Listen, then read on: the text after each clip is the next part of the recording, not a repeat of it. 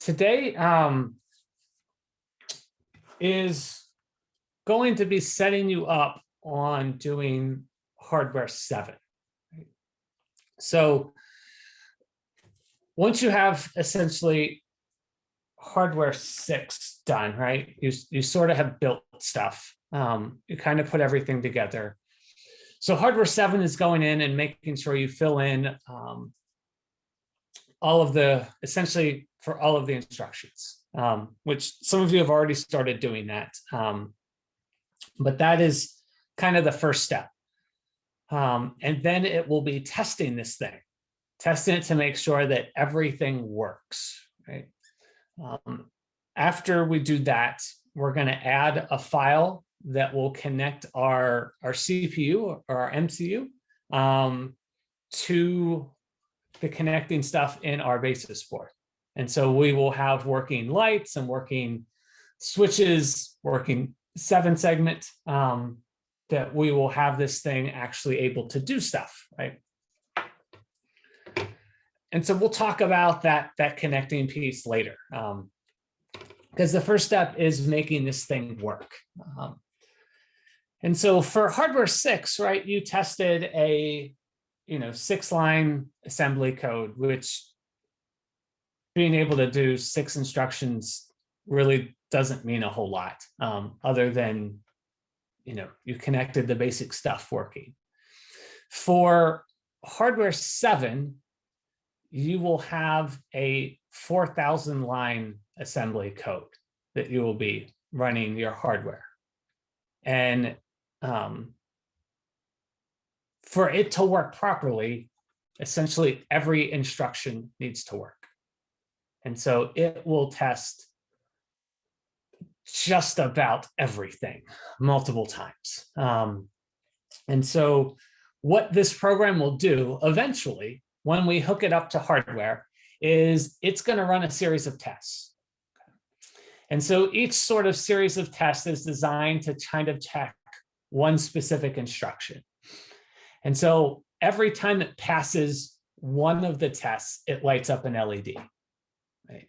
And so as it goes through a whole series for a specific instruction, right, it'll light up multiple LEDs. And so some instructions have a bunch of tests, right? Actually, even more than 16. Other instructions have a few, right? They might only have like 4 or 5. And so once it passes a series of tests, it goes on to the next series. And so it tells you which series it is by changing your 7-segment. So it starts counting on the 7-segment and lighting up LEDs. And this should happen in this continual fashion, right? That it'll go 1 and light them all up, and then 2 and then light them up, and then 3 and then light them up, right? Over and over and over again. And if at any point that fails to happen, or an LED doesn't light up, or it tends to get stuck or do something weird or not do anything, right? That's all signs that you've got something wrong in your hardware design. And so some students jump right to like, let me throw it on the board and I want to see some LEDs. And they get nothing. And then they got to figure out what it is. And so you end up going back to the simulator. So we're not even going to worry about hardware for the moment, because for the moment, it doesn't matter. We need to make sure that it works in the sim first, because then it may actually work in the hardware if it works in the sim. If it doesn't work in the sim, it's never going to work in the hardware. Okay. So to go through that process, that's what I want to do today, is to go through how we can sim it, how we can look at the sim, and then decide, is this thing working or not? Right? Because this is essentially what your next 2 weeks will be. We'll be doing exactly what I'm going to do in class today. And a couple things to kind of mention, right? That we have now moved to where, right, our hardware is now non-simplistic. Right? When you looked at things like your ALU or your reg file or your program counter, right? A lot of times you could share your elaborated design with me and I could look at it and go, you've got a problem, right? And that was easy to do because if you look at those components, they were like 5 lines of code, 10 lines of code, right? Maybe 12 lines of code for an ALU or something, right? It was simplistic. Now you've got things like a decoder and an FSM. They are no longer 12 lines of code. So if you share your elaborated design, sometimes I can see that there's a definite problem, which usually means that there's a latch that shows up or there's something that's connected to ground that shouldn't be. But there's no way I can look at it and say it's correct. We have gone past that point, right? The hardware is too complex to just look at the elaborated design and say, yep, everything's right. No idea, right? So just because your elaborated design looks okay, doesn't mean there's no errors in it, right? In fact, it just means that you didn't break something egregious or obvious, right? That's all it sort of means. So how do you find it, right? How do you find your mistakes and sort through it? That's going to be done by spending a lot of time with the simulator. And so I'm going to take you through that process, right? And looking ahead, right, to fix your processor, I'm definitely want to help, but we have a numbers game issue here, right? You've got 20 some students in here and one of me. And I have 2 other sections of 20 some students and still one of me. And so you are going to have to do the heavy lifting of fixing this, right? I can't do most of the work. I can't hold your hand the whole way through it anymore, right? The numbers games just don't work out that way, which is the reason why Hardware 7 is 2 weeks, right? To give you plenty of time to get this done. Because it's not difficult, but sometimes it isn't necessarily quick and easy and obvious, right? So looking ahead, right? You've got 2 weeks from today to do Hardware 7. Do not wait a week to start it, or you will never get it done. And I can tell you that those last couple of days, I'm probably going to be slammed, trying to help everybody. And so I can't promise I will get to each of you. I will try to get to all of you, but it's a numbers game here. And you outnumber me by a lot. Okay. So this lesson today, right, is actually really, really important because it's a very, very useful skill set. Probably one of the most useful skill sets you can have, right? Looking at something and trying to decide, how do I debug this thing, right? How do I find out when it's not working? And when it's not working, how do I figure out what is it that doesn't work, right? So this is useful skill in pretty much everything you do, right? So let's go ahead and get started. So I have my CPU, right, set up. One thing that's really important is the assembly code, right? So there's a couple things that will be on Canvas soon. One is we have a new mem file, right? So there's a mem file for this program we call testall, and it's big, right? Like 4,000 lines big. So right, there's a lot. Right? Now, this code, we're not giving it to you in the raw assembler, right? Because this is not something we're going to build with RARs. It's actually RARs is kind of limited to do something this extensive. And so we give you this, what's called this debug output. And so we didn't actually use RARs to sort of assemble our assembly code. We use some command line GCC tools, right? Since we're using a common RISC-V architecture, right? That's the advantage we have, is that we can use like commercial tools to assemble code that runs on our hardware. which is kind of freaking awesome, if you ask me, right? Like, you could run like any code that works for a RISC-V on your hardware. So anyway, so this is actually better than a just raw assembly listing, right? Because you're not going to step through this in RARs to see what happens, right? You are not going to step through 4,000 some lines of assembly code to test, right? No, you don't have that kind of time. So this listing has things sort of broken down, right? And so first thing you see is this number on the left. And so what do you think that number on the left is for? PC count. Yeah. So this is what this instruction exists, right? So my program count starts at 0, and then this is probably the what? Instruction. Yeah, this is your raw machine code, which is probably not that useful, but there it is if you wanted it. And then here is essentially the assembly code, right? And so notice sometimes it uses pseudo instructions, right? Just because the pseudo instructions are probably easier to follow what's happening than maybe the actual instruction that it is, right? It also does some nice things for us, like this add I, right? So add I should take A1 and it should add 64 to it. Now, one thing, this 64 is probably a number of what type? Hex. Decimal?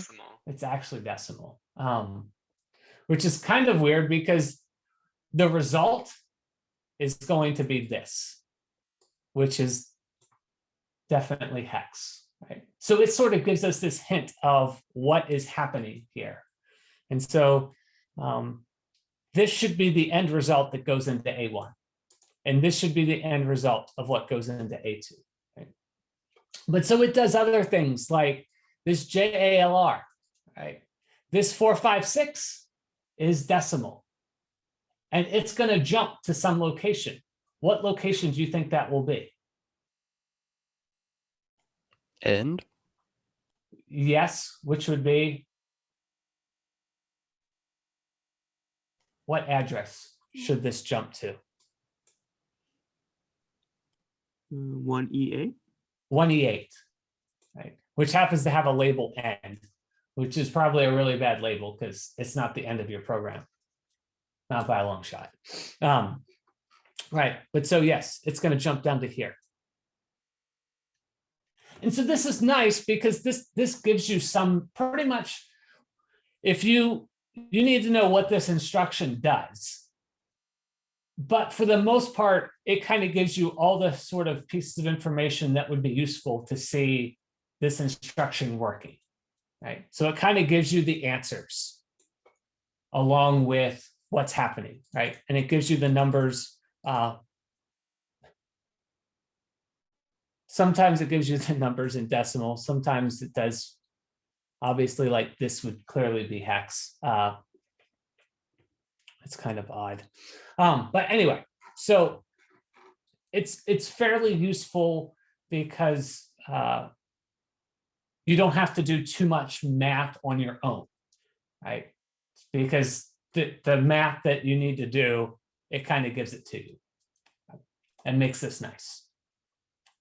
So you have this. And so this is what this machine code is, right? And it should make sense, right? You know, this and this, right? The lines should line up. So when I sim this, and I will sim this the same way that we did the sim for hardware 6, right? In fact, your test bench doesn't really need to change. So there's a few things just to mention in this code.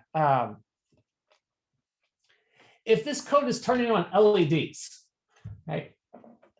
How fast does this code execute? Very fast. Very fast. So it can turn on LEDs really, really quickly. when I put that to hardware, that becomes a problem. Why? Because you won't be able to see what's going on. You won't be able to see what's going on. So how do we fix that? Clock divider.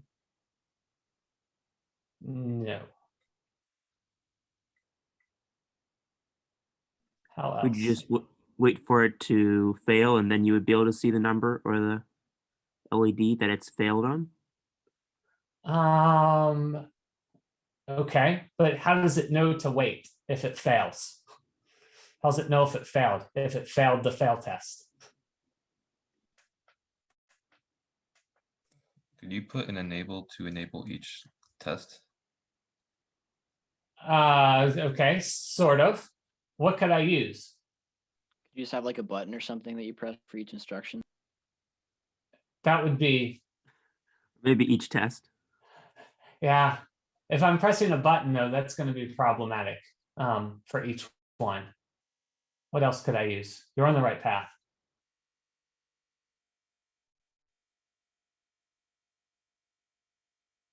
What else might I use instead of buttons? Switches. Switches, there we go. Yes, I could use some switches to do things, right? So one, I could have it stop after every test. We have a switch to do that.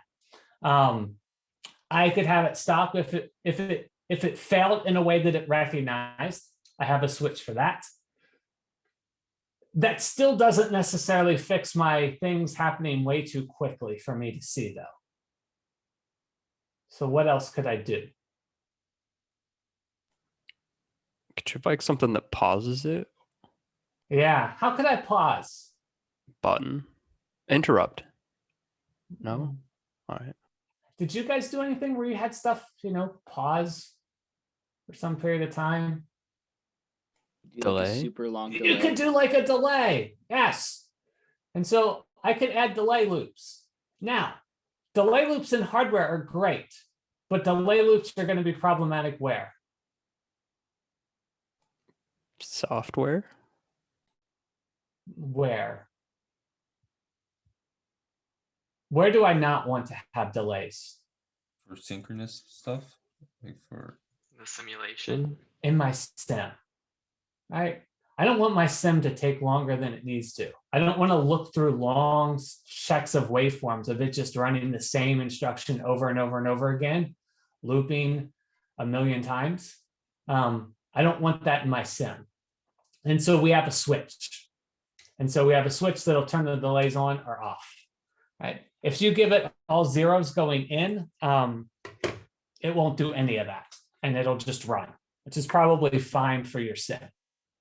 So you could give it an input of all zeros and that would be fine for your sim. And we'll talk about how you can do that. For now, it's your IO bus in can just be all zeros, which is probably what you're using now anyway, which means, right, you should be good. So I'm running this. What do I need to see? What should I see, right? This probably does not look right, but what do I need to see what's going on? Internal signals. Which ones? PC and present state and your registry. Yes. Yes, I always need PC and I always need present state. Always, always, always, always, always, right? That is your reference, right?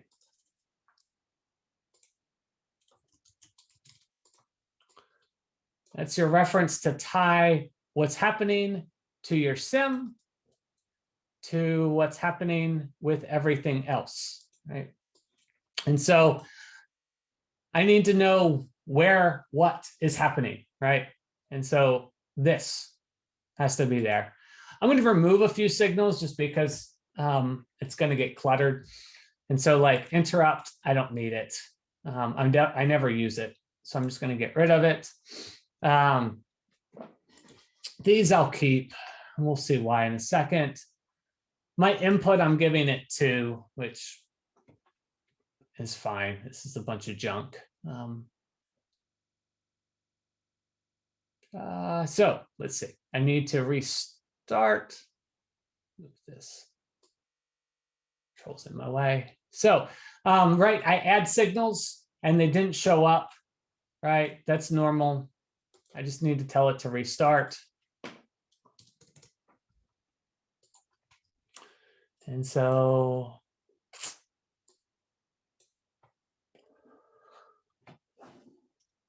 what's my problem? What looks wrong? PC, PC. PC is what? nothing.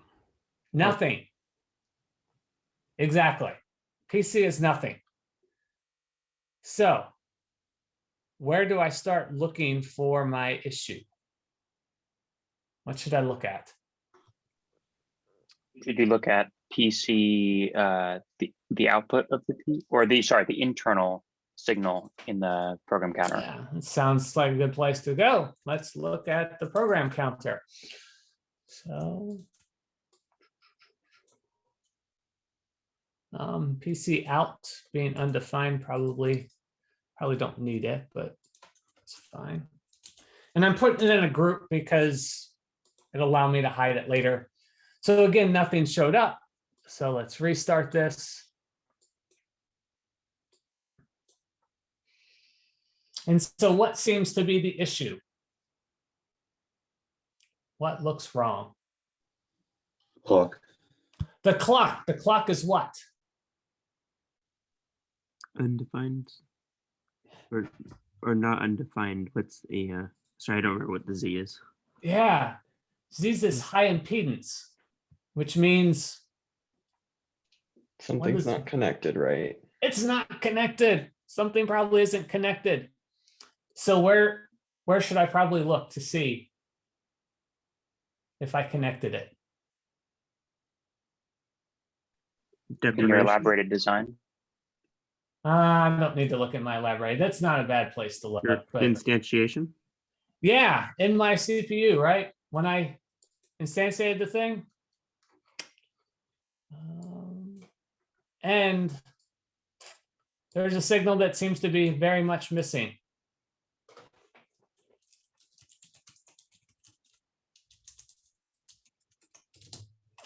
Forgot to connect it. Now, one thing that's interesting, if I would have done a synthesis, I would have gotten this warning that it says it's unconnected, or that I had 5 connections, but only 4 of them were listed, right? So had I listened to my warnings, I could have saved the last, I don't know, 15 minutes of time, because it already told me there was a problem. I just didn't want to listen. So I've done that. I relaunch, right? I have to relaunch if you change any of your code, right? You can do a restart if all you do is change signals in your waveform, right, in the sim. So relaunch if you change code. Cool. So things seem to be going okay until everything seems to stop. But now I've got my clock signal, right? My PC count seems to be going along 0, 4, 8, C, 10, 14. Went too far. What the?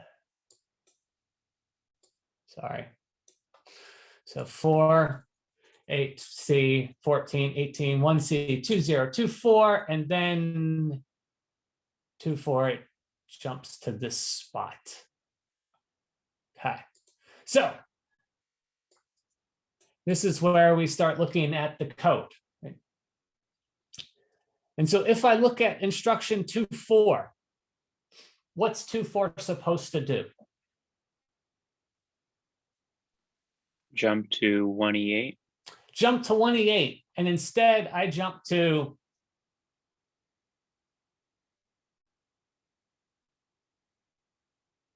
(8.1)EC,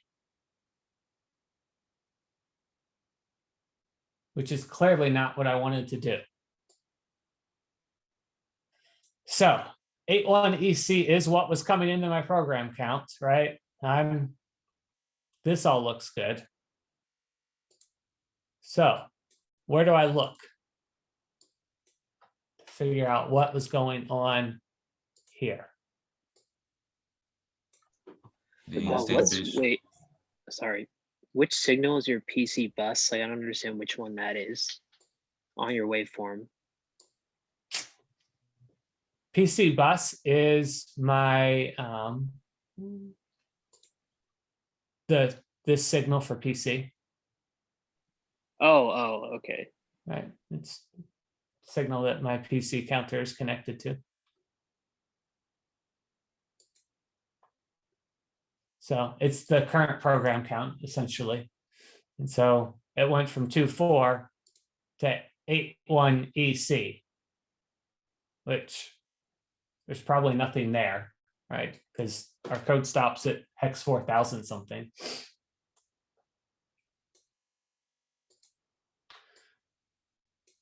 So where do I want to look? We could look at PC source to make sure it's the right, selecting the Yeah. right option. Yeah, in fact, along with that, I should probably look at what else. Your branch address generator. Maybe. I'm probably gonna look somewhere else first, right? PC source, while I'm looking at that, I should look at this entire mux, right? Let's look at the signals coming into the mux, maybe the signal going out of the mux. Let's look at PC source, right? Because PC source should be what for JALR? 1. 1. Should be 1. And the signal coming in on JALR should be the 1E8, right? So that's what should be happening. Okay, so let's look at my PC mux. So let's see, PC +4, the output of the mux, the JALR, the branch, the JAL, the MT vec, the MEPC, and I need PC source, which is, where's my PC source? There it is. Right. Pull them all in. I'm going to organize them, right? So PC source, the output. And then what was the order? It was my plus, my JL, my branch, my JAL. That's right, actually. Right. MEPC is the last one. Cool, that's the right order. Just make this a group. You don't need to make these a group. I just like being able to keep them one here once I've gone through the work of adding them. Okay, so I'm at time 200, right? That's where I sort of kind of go off the rails at 200. So let's just do like 210. Right. So that puts me right where I'm supposed to be. And so if I look, right,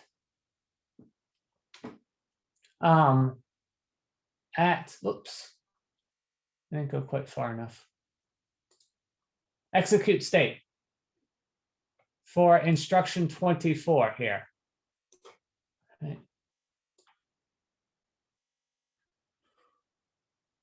PC source is a 1, which is what I want to have happen.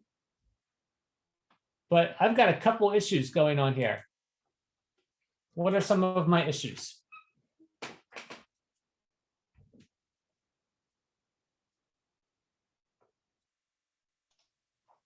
Your JALR bus is undefined. JLR bus is undefined, which is odd for a couple reasons. One, that it's undefined, but what's the other issue that seems very odd about that? That it works. Still with ended up with the other one. value. Did I still ended up with a value? Right? It clearly, my mux clearly didn't put the JLR input here. What did it put here? Where did this 8.1 EC come from?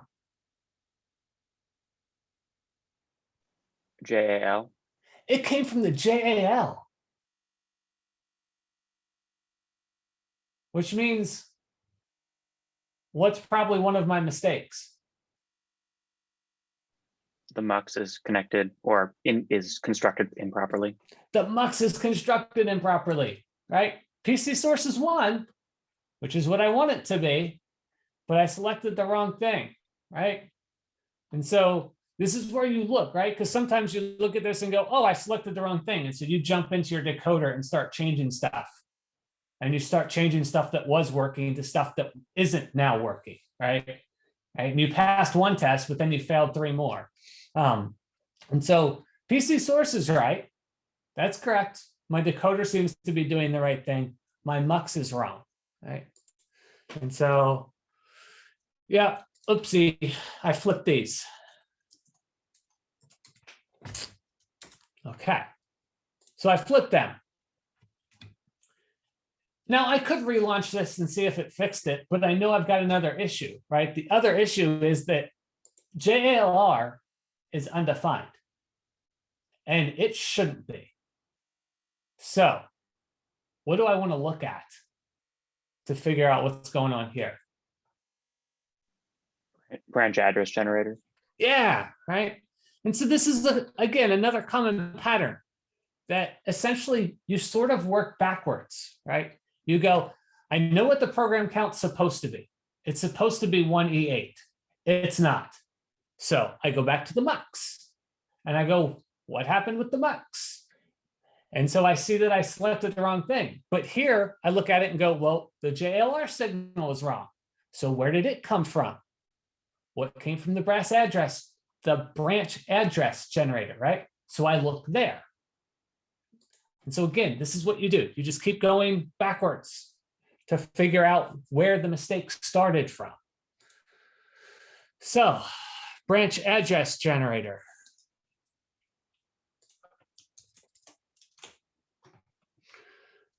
I'll just grab everything.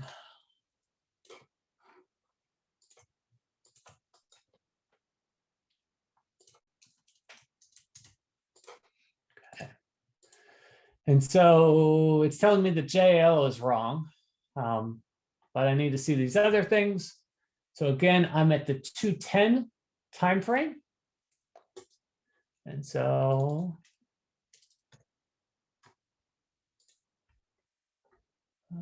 at 210, right? We are, so this is where it starts to get messy. My PC mux is at least now doing, let's see, is it doing the right thing? It's still not doing the right thing. Oh, because I restarted. I didn't relaunch. Dang it.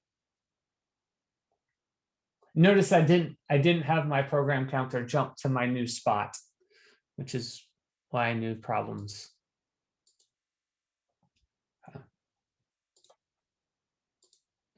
So notice now I'm at 2.4 and my program counter goes to unknown, right?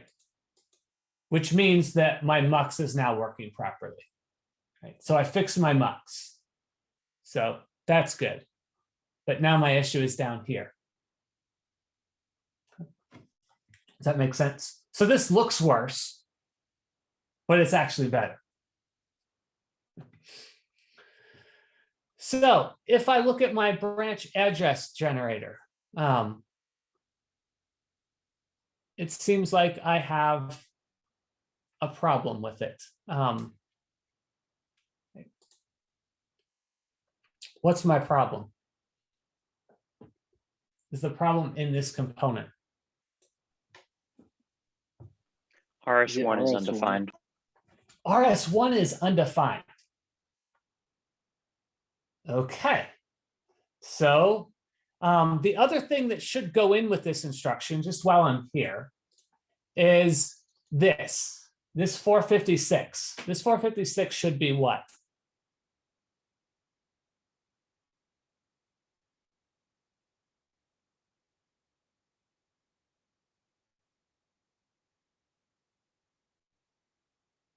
What is this 456? An I-type immediate. It's an I-type immediate, right?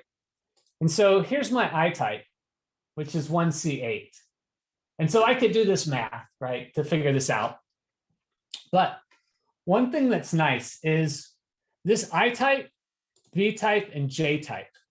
Those are all going to be numbers. But numbers of what type?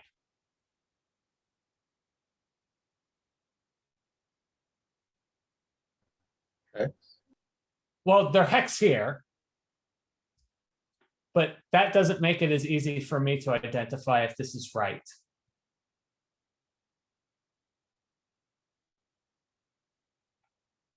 So how do I take this number and translate it into a value? How do I evaluate it?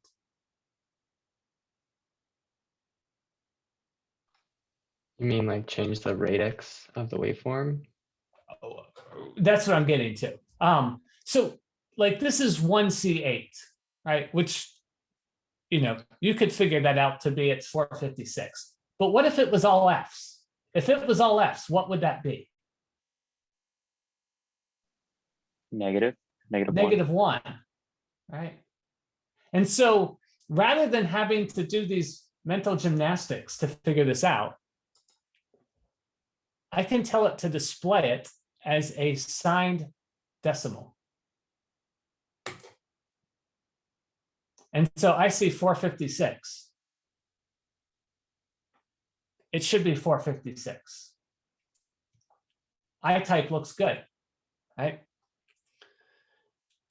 RS1 clearly does not look good, right? There's a problem there. RS1 should be what? What should RS1 be?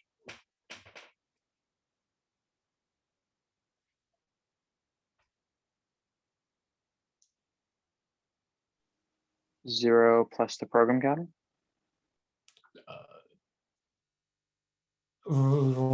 Okay. Because it's being loaded by the AUIPC, right? Right. So yeah. So this is my register. RA happens to be register 1. And so I could look at where register 1 gets set. Well, it gets set with the instruction right before it.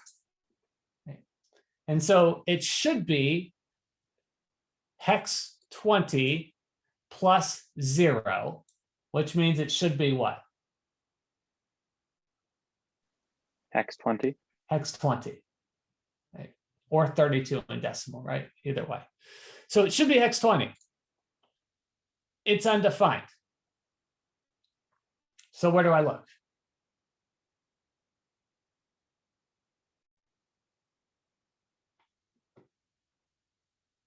Reg file. The reg file, right? Because yeah, I just keep working backwards. And so this is, you know, one of those things that you find doing this, right? It requires me to keep multiple things kind of open, right? I've got my code listing to see what's going on. I've got my sim, but then I also have my architecture, right? And so, you know, sometimes it's useful to maybe even print out one or both of your code files or your architecture so that you can always have it to kind of look at without taking screen space if possible. All right, so I have this. So this JLR is incorrect. Well, I find out it might not be this piece itself because the inputs are incorrect, right? And so I need to start looking at the reg file because I want to see what's coming out of RS1 because RS1 seems to be undefined and it shouldn't be undefined, right?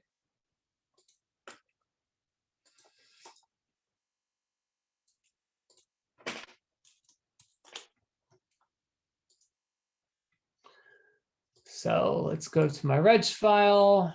Let's bring in all of those.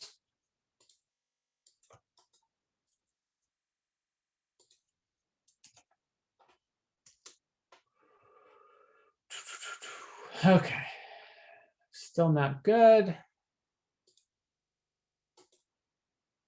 So executing this state.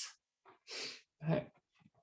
So address 1, RS, the address is 1, that's correct, that is RA. I'm not worried about 2, right? Because there is no RS2 for this instruction. Right?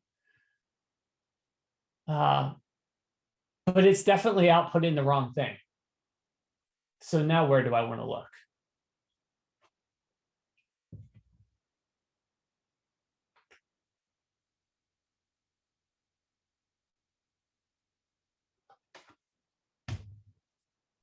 The RAM, the array inside of it. Nope, reg file could be fine. That's not where my issue is. The Looks like the ALU. previous write address.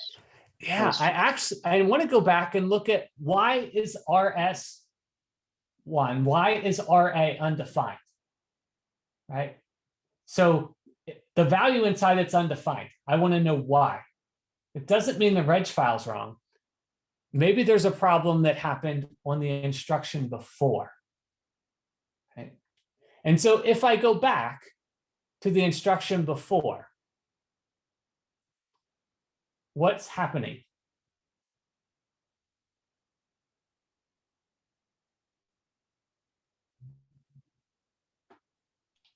You're using the ALU to set RS1. Right? But what's happening in my reg file here?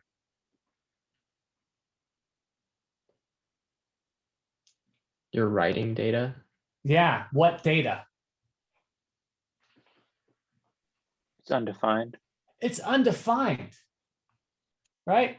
WD is undefined, enables high. That should never, ever happen. Right? So the issue wasn't in my reg file, right? I'm looking at it and this data coming in is undefined when I'm telling it to save it. So I'm telling it to save undefined data. Well, that's why, right? So the issue isn't here, right? This is where it's worthwhile. You got to trace to see what's going on, not trace, you got to look at what's going on and don't just start jumping into code saying there's a problem somewhere, right? You will spend countless hours looking for a problem somewhere when there is no problem there. Right? So WD is undefined in my instruction, right?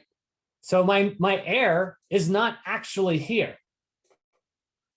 This is where I see the problem, but the error isn't really here. The error started back here,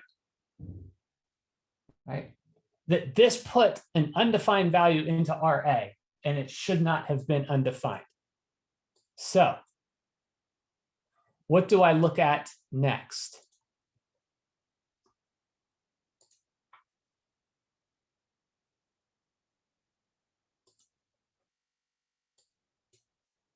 Or should I go back to?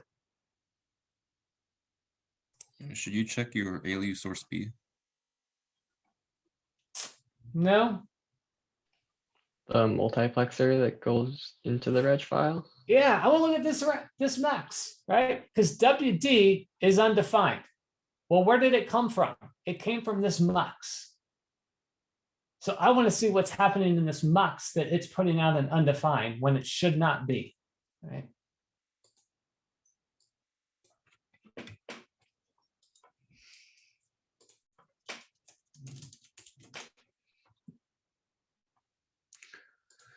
So let's see, signals for my mux. I have my ALU results. I have my PC +4. I have, what else do I have in it? Have the output of it. Here's my CSR read. And my RFWD select. I think that's everything. And so I'm going to put my select first, and then my output, and I'm missing something. What am I missing? I'm missing my D2 out. That's what I'm missing. So let's see. I just want to put these in the right order. So it should be PC plus 4, then the CSR, then D out, and then ALU result. Okay, so that looks good. I'm now at, right, somewhere around 189. Okay, so I'm here. And what happened?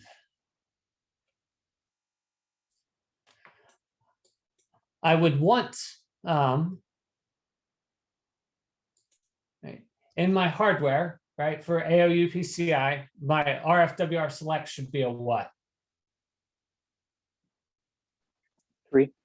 3, right? And so I should be loading from here into WD. My RFWR select is correct. It is a 3. But what's going on?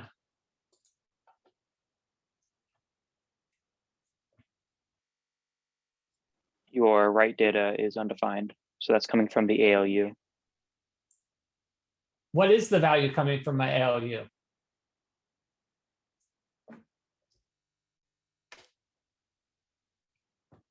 Maybe I can zoom in and make this a little bigger.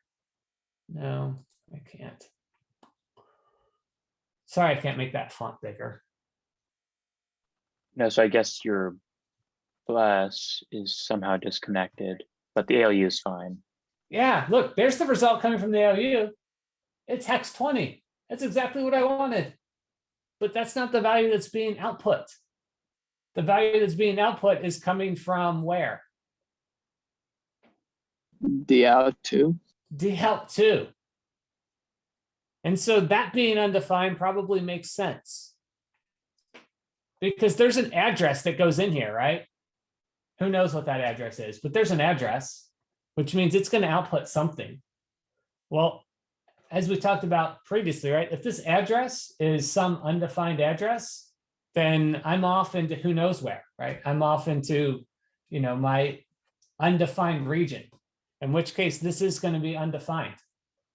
And so this being undefined makes sense. The problem is this didn't do what it was supposed to do. I gave RFWR select the correct thing, but it didn't select 3. So I need to go look at that mux. And whoops. I didn't count right. Also worth noting, it told me that there was a problem here. It told me that there was a case that was unreachable, right? So, but oh well, you know, I had 20 minutes to spare, so I can ignore those warnings. They don't mean anything. Okay, so fix that. Oops, need to save it. Let's relaunch.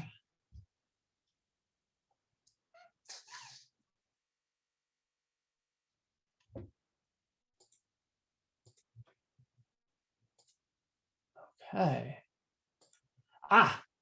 Now I'm at instruction 20. 20 is being output to the reg file. So when I get to 24,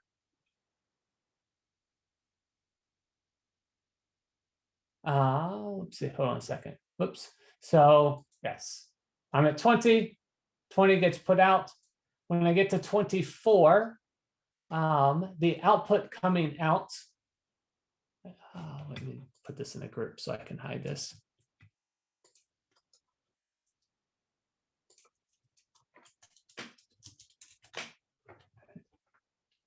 The output is now 20, right? So if I look at my address generator, right, my address generator is now 1E8 for my JALR.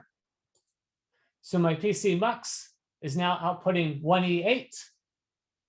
And so I can't see this here, but right, I now go to 1E8, which is what I wanted to have happen. So 1E8 is now going to the right spot. Cool. And so as it goes through, right, one E8, one EC, one F0. So it jumps to one E8. And so if we kind of look at what's happening here, this is essentially it's reading from my switches, right? And it's reading from my switches to see, whether it wants to delay or not. And so that's all this is doing. To either skip it or not skip it. And at one FC, see, one FC, it should jump back, which it does. It jumps back to 2.8, right? Which at 2.8, it should then jump to 2.64, right? Which it does, which is this first test. And so this is the point in which, it seems to be doing stuff, right? So we can kind of maybe step back and look at what's happening. And so at this point, it should actually start lighting up some LEDs and lighting up my 7-sec, right? If I had it on hardware. And so the easy way to tell when that's happening, and we'll get into why next week, but anytime I write to something external, this WR goes to a 1. Right. So anytime I want to change my LEDs, anytime I want to change my 7-seg, right? Anytime that happens, this is going to be a 1. And so this is nice because it lets me look in my sim and jump to see if this thing's working. And so 11040, if you recall, that is the address for what in all of your software assignments? Anyone remember? LEDs, right? Not LEDs, but close. Oh, 7-sec. 7-sec. So it is writing 0 to my 7-sec. Okay. 1120 is what? LEDs. LEDs. So it is writing 0 to my LEDs. And I ran out of time, so let's go for a while.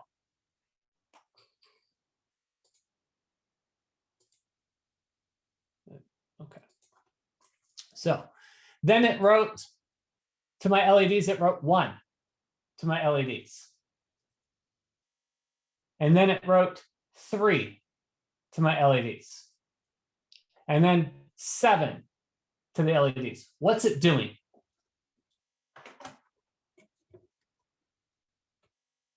It's filling the LEDs up with 1, so 7 would be the first 3 LEDs would be on. Right, exactly, right? So if I want to turn just one LED on, right, I set 1 bit high. Well, there's a 1.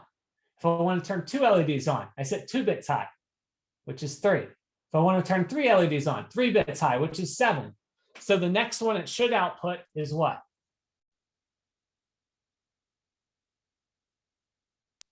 15.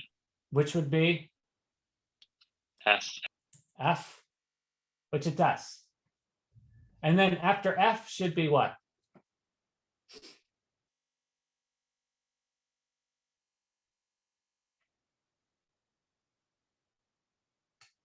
One F, And after 1F,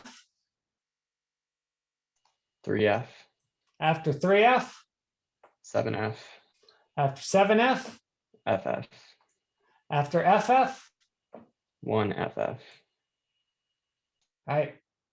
3FF, 7FF, FFF, 1FFF, 3FFF, 7FFF, FFFF, F, I think, right? 1 FFFFF, right? Notice that I've actually overflowed my LEDs here, right? I only have 4 Fs, is 16 bits. And so it's trying to light up more LEDs than I have, right? It just means that there's more tests than we have LEDs to indicate, which is why I'm looking at the sim first. right? And then finally, we went to 1140 and it went to 1. So 1140 is what again?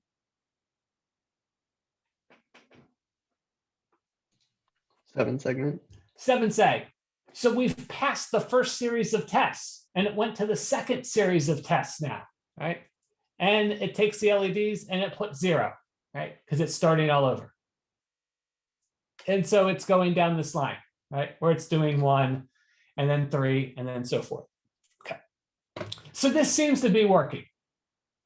False sense of hope. So the next thing is to look at, how to identify where this thing's going to break, right? So I could do this, right? I could step through this and look for every time and count. But there's a better way to check for most of these mistakes. So if my code fails, right? If it fails controllably, right? Which means I don't have something totally weird happening with my hardware, which at this point, it doesn't look like it's, horribly, terribly wrong. Like I'm not missing a clock signal. I'm not like having a reg file that's not working, right? So in general, the hardware seems to be working okay. So in this code, it checks for certain things. And if they don't match what they should match, it goes to a specific spot, right? And so that specific spot is 22C. So 22C means it has failed. So our program counter should never, ever, ever go to 22C. If it ever is 22C, there's a problem. Okay. So what's nice is I can take a signal like my program counter, and I can tell it to search for a certain value, right?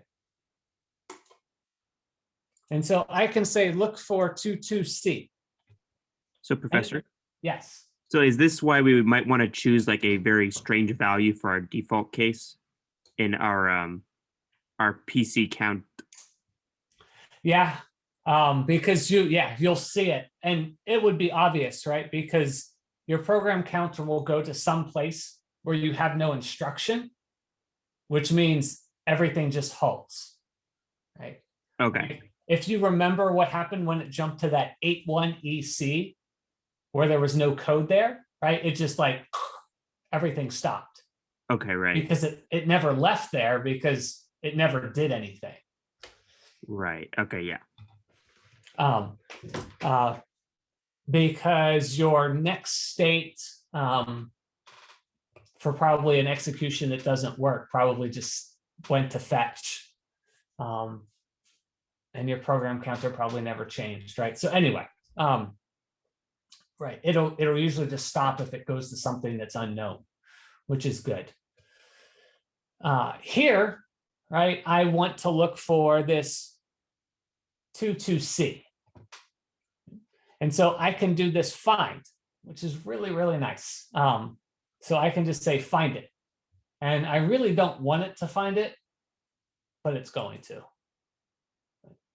And so I got the 22C, which means something went wrong. Okay. So if something went wrong, I could look at where it was before it went wrong. And so that instruction is FE8. Okay.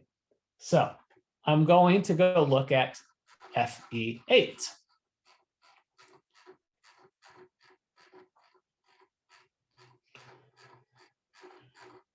Which is good, right? It's pretty far down. Look at all this. Look at all these tests that we supposedly passed, right? Small rejoicing. Wait, sorry again, Professor. How did you know FE8 was the one that failed? Well, I don't know that FE8 is the one that failed, but that's where it was before it went to 22C. So I know 22C is wrong. So I want to go look at what's happening at FE8. Oh, okay, thank you. Yeah. So I don't know that FE8's wrong, but that's my next place to look. Okay, so if I go to FE8, FE8 is a branch to fail, which means this branch, should this condition be true,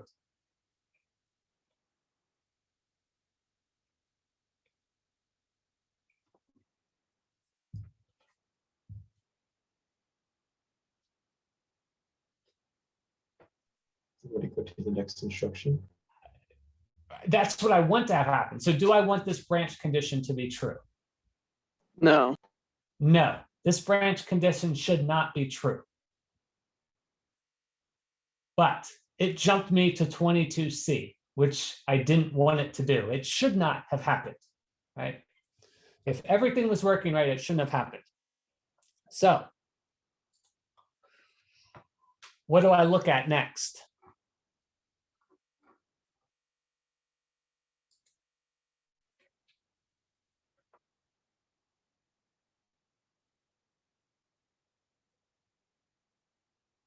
T5 and T4. Okay, I could look at T5 and T4. So that should be, in my reg file, this should be what? RS1 and RS2? And they should be what? This should be equal. They should be equal.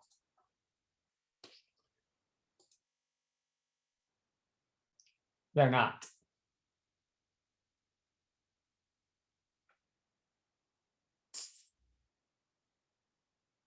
So now what?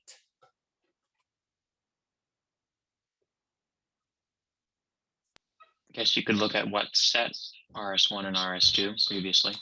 Yeah, so now I need to look at what happened in my code to set T5 and T4. Because they should be equal. They are not equal.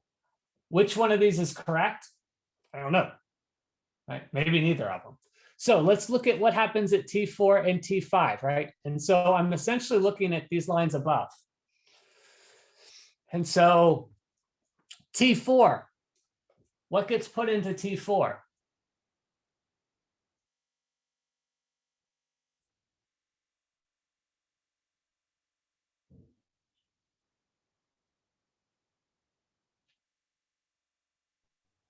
C0000.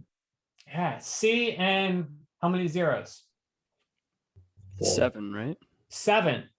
So if I look at this T4, that's correct.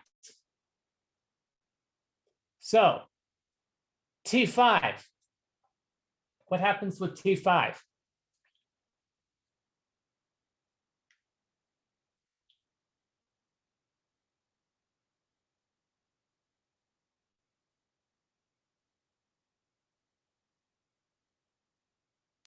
You're going to shift RA arithmetic right by the number of bits in, or by the number specified in SP, which is the stack pointer, and then store the result in T5. So RA is what?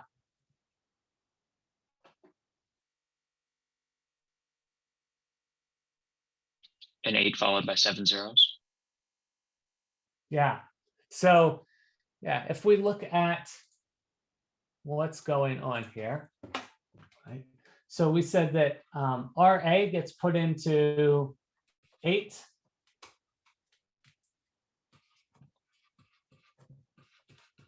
And 7 zeros, right? Where if we look at this in binary, right, this 8 is, right, essentially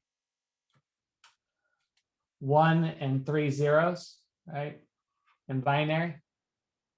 And so if my stack pointer is 1 and my T5 is RA shifted to the right 1 time, if I take this 8 and shift it to the right, I should get what?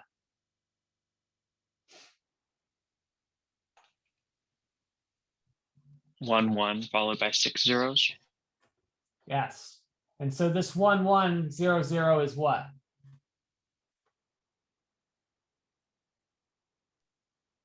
$12, which is C. C. Right.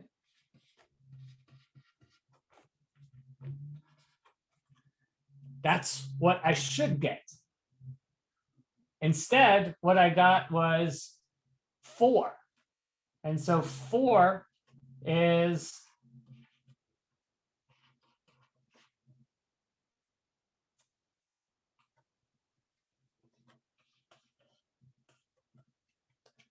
so where is my mistake probably? It looks like you shifted logically rather than arithmetically. Yeah, it looks like my arithmetic shift is incorrect, right? I could verify that by going back to FDC, right? That's where I put my value into T5, right? So if I go back to FDC and I look at the data that's coming in, right? I could even look at the data coming out of my ALU. You Right? can't see the waveform. Oh, thank you. Thank you, thank you, thank you. So, to reiterate, I went back to FDC. Right? And so I'm at the execute part of that. And so in my reg file, right, WD is 4,000 coming in, or 4, a bunch of zeros. My mux select is fine, but it's this ALU result, right? This value that's coming out of my ALU is wrong, which means I probably made a mistake in my ALU. Okay. So my shift was probably not proper, right? Which it wasn't. I forgot a signed.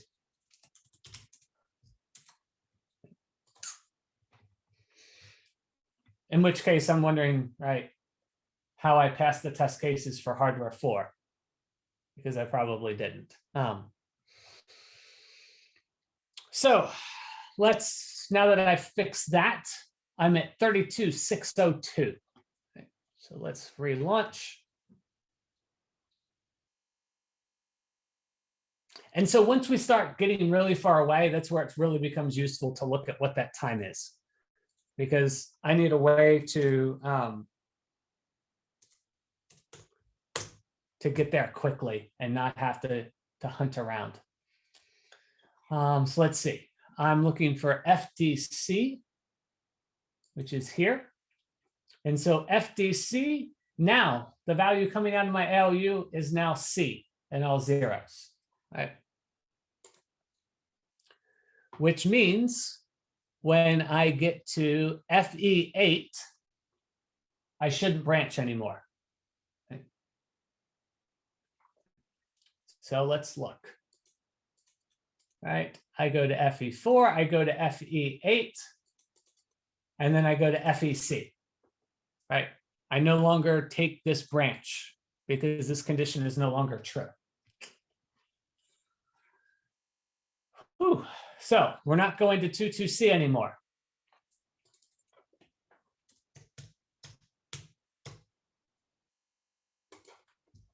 So let's let this run for a while. And let's see if we can find it again, which of course we can. Another mistake, right? So I'm back at 22C. And so the line that got me there was 2264. Okay. So I want to look at what happens at 2264.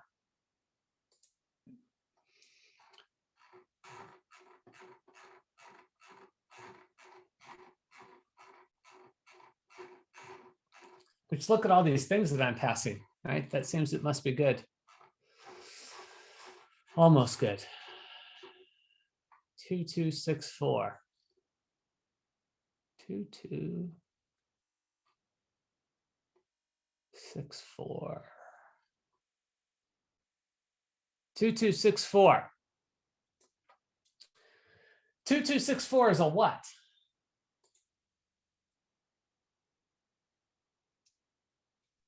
just a regular jump.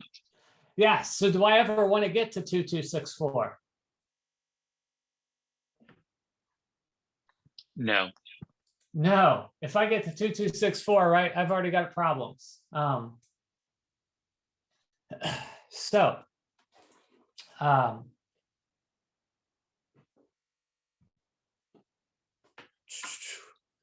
if I look at the line before, the line before is what? Is it 2260?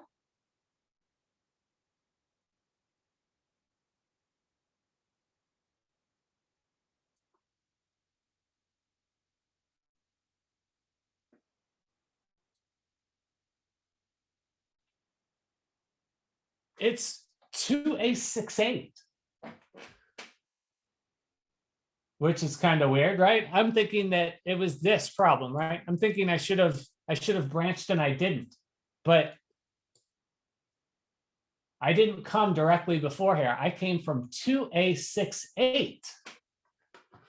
Okay. So let's go to 2A68 because I'm not sure how I got to 2264. How does it know to jump to 22C when it fails? So that's a good question. So for something like, let me find it, go back to this.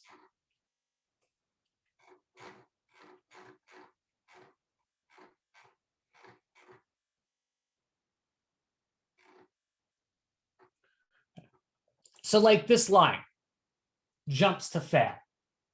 Right? So what we're doing is we're testing this branch. And if this branch is equal, it's going to jump over this jump to fail and move on. And so if somehow this branch is not true, then it'll move on to here and it'll go to fail. And so if it goes to here, it means it failed this test. Does that make sense? Yeah. So, but what's weird is that I didn't get there from 2260. I got there from 2A68, which just seems really odd, right? So now I got to go down to see what's happening at 2A68. Okay. And so this, also kind of reiterates a point, right? When we were looking at things like the shift and stuff, at this point, you need to be able to look at a line of assembly code and know what it does. Right? Know that this puts 0 in the stack pointer. Know that this jumps. Know that this puts this number plus the program counter into here, right? If you can't figure that out by reading the assembler manual to see what this instruction does, we've got issues, right? It's like 7 weeks into the quarter, being able to read the assembler manual to say what a line of assembly does, you just have to be there at that point. At this point, you just have to be, because you have to be able to read this and see what it's supposed to do. Because if you can't read and see what this is supposed to do, then you have no way of knowing if it actually did it. And if you have no way of knowing if it actually does it, then you have no idea if your hardware works or doesn't work. Which means you can't design the hardware to do this if you don't even know what this is supposed to do. Right? So I'm not worried that you understand this entire program, right? That I don't expect. But to look at a certain line of assembly code and go, this takes this number, adds this number, and it puts it in the program counter. It takes the program counter plus 4 and puts it into register 1. Right? And I'm not asking you to have that memorized, but to be able to read the assembler manual and say exactly what this does. You have to be there at this point. Otherwise, this becomes an insurmountable mountain to overcome to do hardware 7. Right? So 2A68. So if I look at 2A68, what is this doing? What is this supposed to do?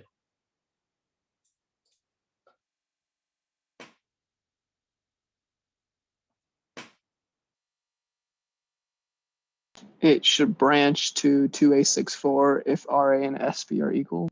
Okay, and if it's not equal, where should it go? Just keeps going. So 2A68.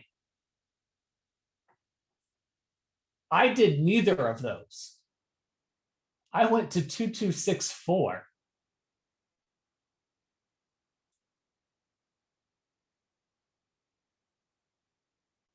So where do I start looking?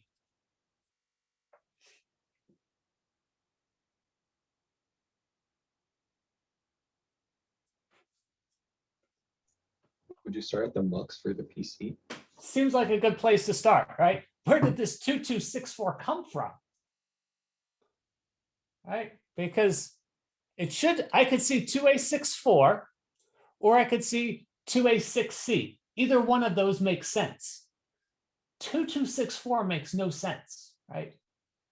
So if this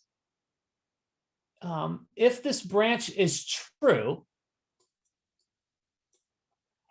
my program counter, my PC source should be what? If this branch is true.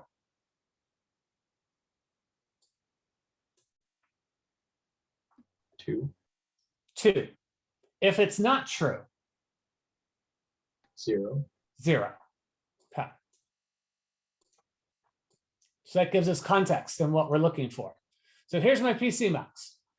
My PC source is 2.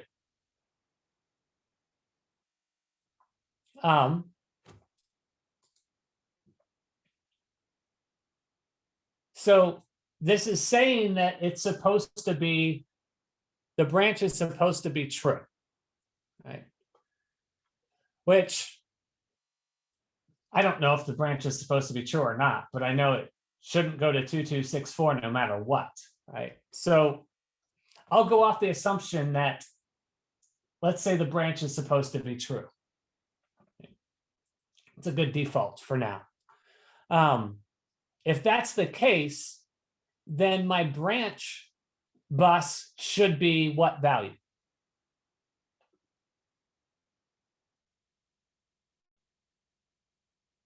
2A64. 2A64. My branch is what?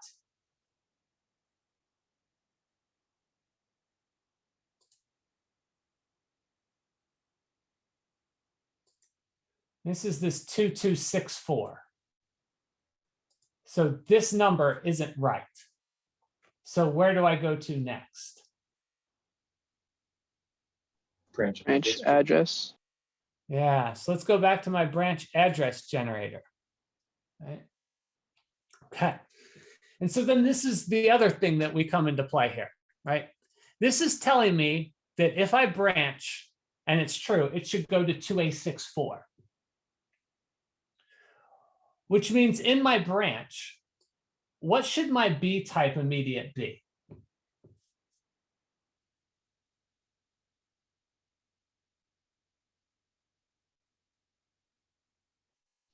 $20. No.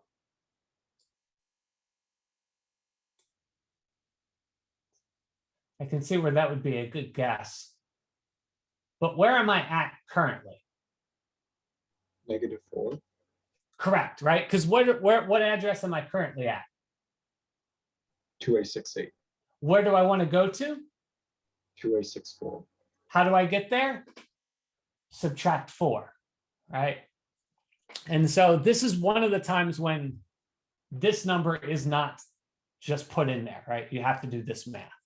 So I should have -4.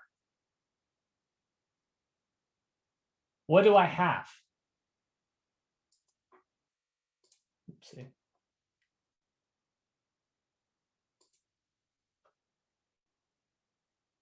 Something that is not -4, right? A -2000 something. Which means this is probably, or which means this isn't right. So where do I look for my mistake?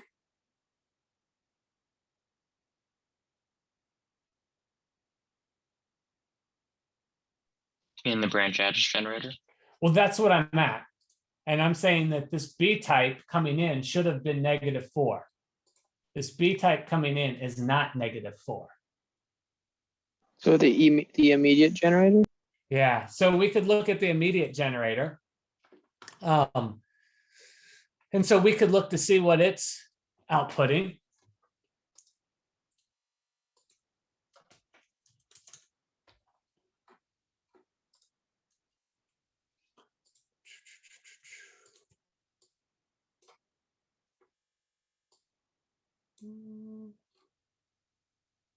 Oh. That's not what I wanted to do.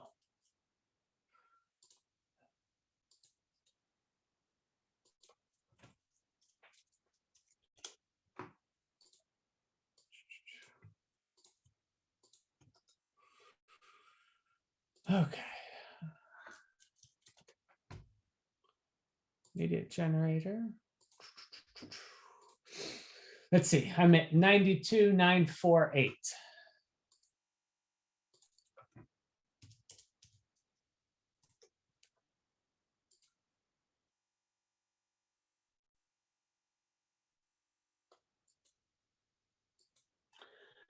So look at these immediate types, right? This could be odd because all of these, right? This isn't hex. And so seeing this hex, is this hex -4 or not, might be hard to tell. So I'm going to make these all signed. And so the immediate type is definitely putting out, right? It's not a connection problem because I'm getting the same value. So the problem must exist somewhere in my immediate generator, which it does. I grabbed the wrong bit. Right.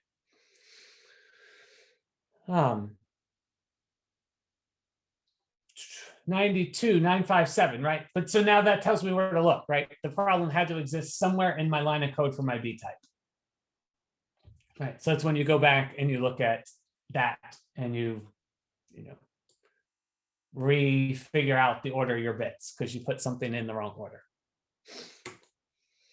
So relaunch 92,957.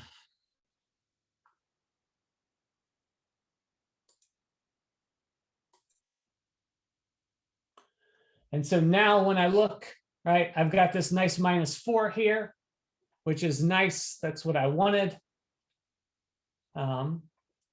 And so if I go back up, let's see, let's get rid of all of these things for the moment. I go from 2A68 to 2A64, right? Which is probably what I wanted. And so I live on, right? No 22C found. So let's run for a while and let's see if we find another one. And of course we do. So here we're at 2C, right? Where we didn't want to be there. Before we were there, we were at 2D10, right? So we want to go to 2D10. Find what happened there. At 2D10, I have another jump to fail, which means what?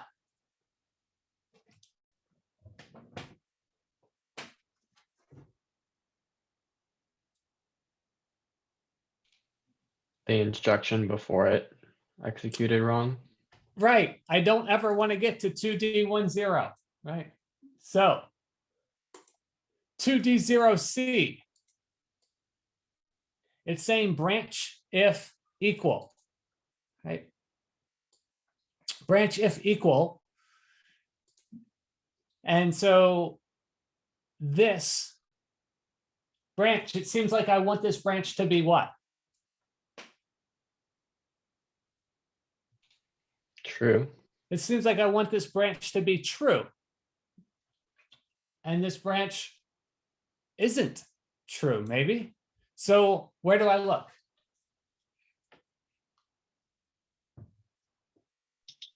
Reg file. Okay, GP. so let's look at the reg file.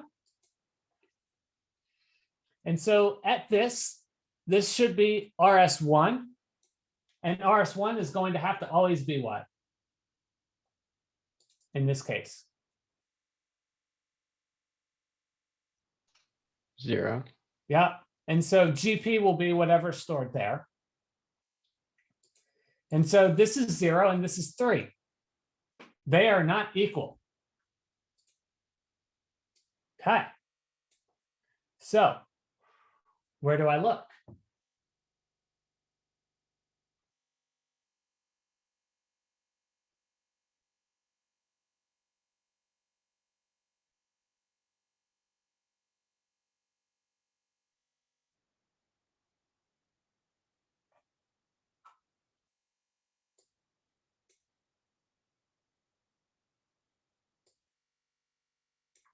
Last place GP was defined. Ah, so where was GP set? 2CFC. And what was put in GP? 3. Which is what I have.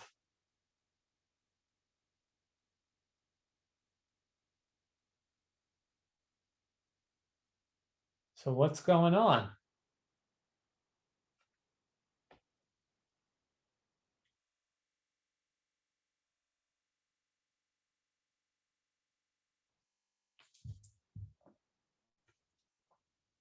Is it a problem with the branch before it?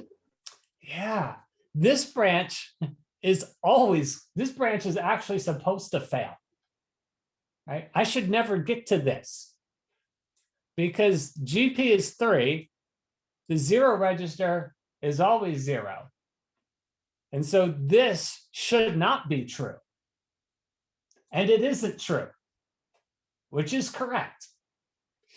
Right? So my problem is I should have never gotten to 2DOC. My issue is 2DO8. This should have branched. Maybe. It seems like. So how do I know what this is supposed to be?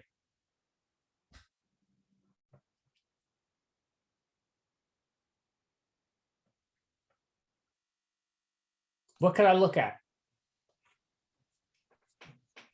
The It's reg supposed file to be again. true. Yeah, so RA should be what? Less than SP. Yeah, because RA should be -1. -1, which is all Fs. And SP should be 1. 1, which means this branch should have been true, which means I should have gone to 2D18, right? Which means I should have skipped over both of those, right? And gone down to here. So I should have never been to 2DOC. So this branch didn't happen. So where do I look?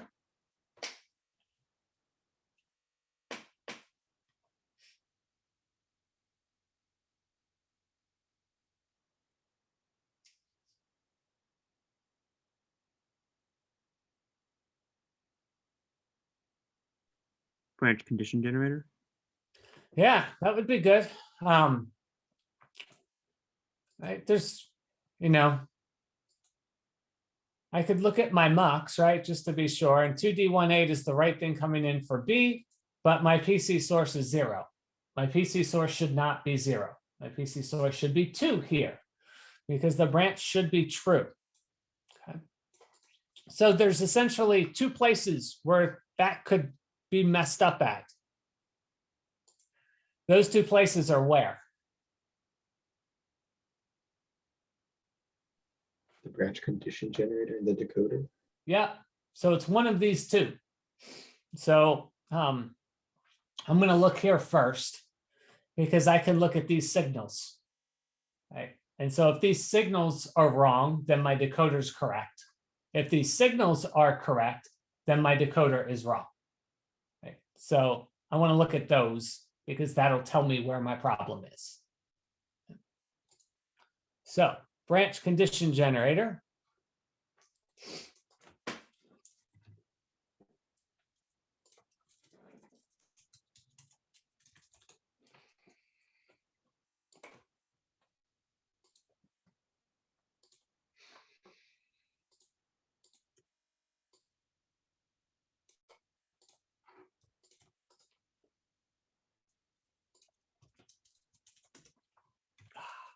Oh, well, I named it wrong, but that's fine.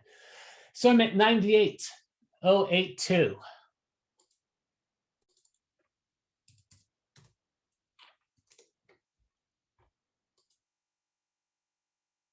Okay, so I'm at, let me make sure I'm at the execute state of 28. Where do I want to be? 28D08. Right, 28D08. I look at my branch and I have F -1 coming in and 1 coming in. And where's my problem? Less than should have been 1. Less than should have been 1. And it isn't. So my branch condition. Whoopsie. I forgot assigned.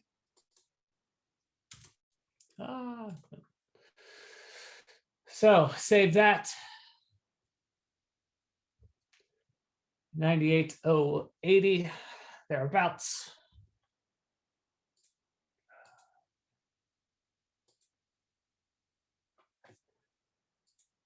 And so now my less than is now good. And so I go from 2D08 to 2D18, which is what I wanted to have happen. So let me run for a long time. And let me see if I find another one of these. Oh, I didn't find one. Run for a long time. Couple long times. Ooh, didn't find one. This might mean I'm actually now ready to put this on hardware. Right. I could check. I could start looking at. I would probably then start looking at when this is 1140. And just see how high this got to. It's got to 11, 12, 13, 14, 15, 16, 17, 18.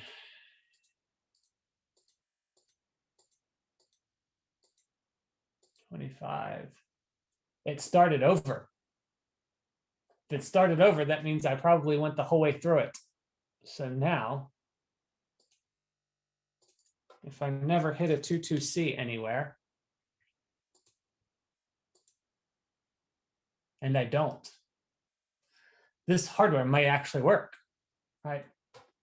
So now I'm probably ready to actually take this and put this on my board, because there's no obvious thing. And so I probably want to see what it does on my board, because I may actually have this thing all working. Did you write this test code? This, I did not. It was put together, most of it was Cayennes, but he grabbed some known test cases, right? So typically when you design hardware, right, you need some way to verify it. And so there's set software test cases. that are used to sort of verify your hardware. And so that's where I think it was a hodgepodge of cases from different places that I think he put together, and then added stuff like with the switches checking for adding delays to make it work in hardware to see it. And so, but yeah, he did this. Other questions? How'd you know again that it restarted?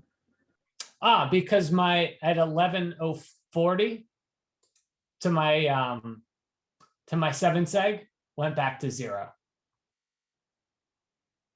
So it means it counted all the way up and then counted back, and the test cases start all over again. So- What should the final value be?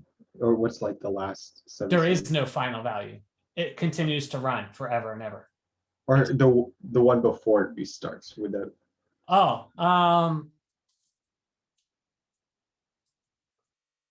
25, it looks like. Hex 25. So that's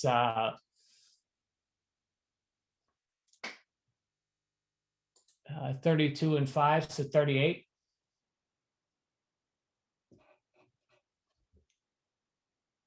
I think the 7 seg actually outputs hex though, so it should probably output hex 25.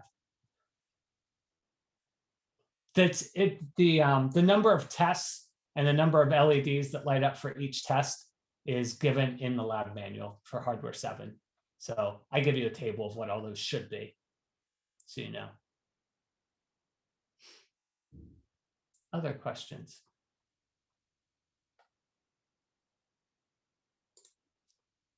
Professor, for hardware 6, for the simulation, do you want us to explain like what's happening, or do we just show the simulation table?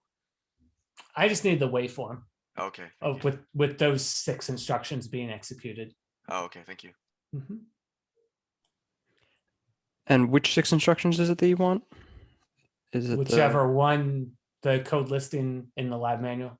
Oh, okay, cool.